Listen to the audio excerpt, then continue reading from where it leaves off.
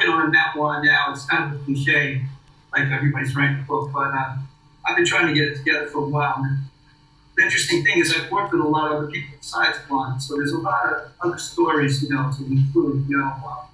Right now I'm working on a rock album about London.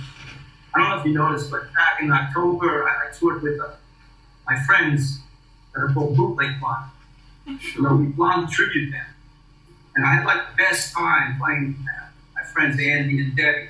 And we did a lot of the Blondie songs that Blondie doesn't play particularly nowadays. Stuff, people tracks, stuff from way back when.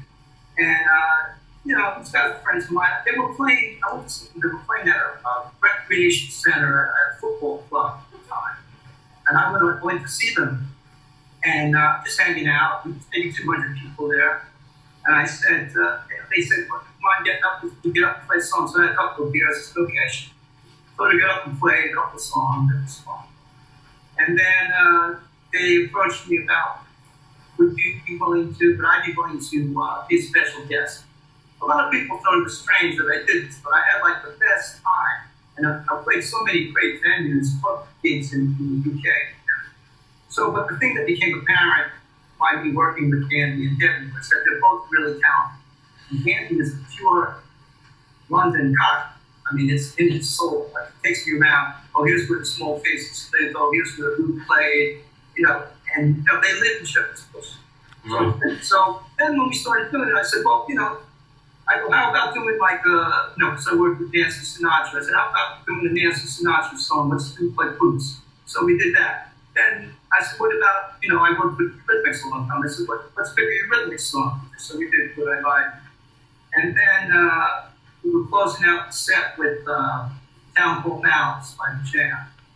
So I think it became to light to me that these two were pretty talented. So I said, let's start writing some songs about London. So that's the one thing I've been doing during this pandemic is, writing back and forth on the computer with them. And it's like, I think we have like a West End music. Wow.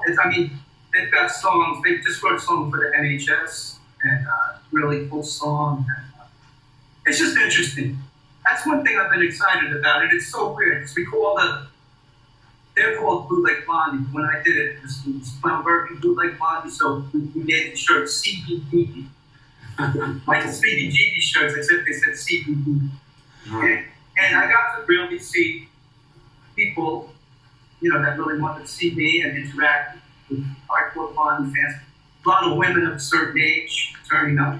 I had on my wall, all that stuff. I don't know. I wanted to mention that because it's something I really enjoyed doing. And that was like I was out in the van, traveling all over the UK, and stopping, the food right at the gas stations, at the service stations in the UK. They have those Marks and Sparks. Changed everything, yeah. When it's Marks and Sparks, it changed the whole deal. Now I look forward to going over there. Going down the motorways and buying all the little healthy snacks in a little bag. And they had the apple cider shots, right? The little shot. But anyway, it was really an enjoyable experience for me. It was somewhat controversial. The first time we played, I did it all for charity. We donated the money to this homeless charity called Shelter in the UK. Right. And it was so weird because the second gig on the tour, as I said, they were playing in like little recreation centers, in pubs and all crowded, but not like, so the agent goes, okay, the first gig is in this furniture store out in Suffolk somewhere, out in the, this person has this like country house they turned into a furniture showroom. But they have a little coffee bar and a wine bar, so they do gigs. They open up the center of the showroom and they do gigs, so we played there.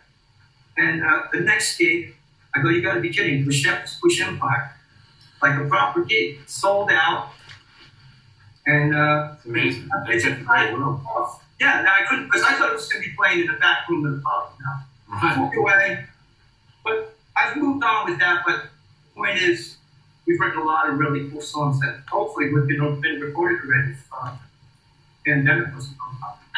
Well, it's good to have a project like that during the pandemic. Yeah. The writing's been keeping me a little more sane.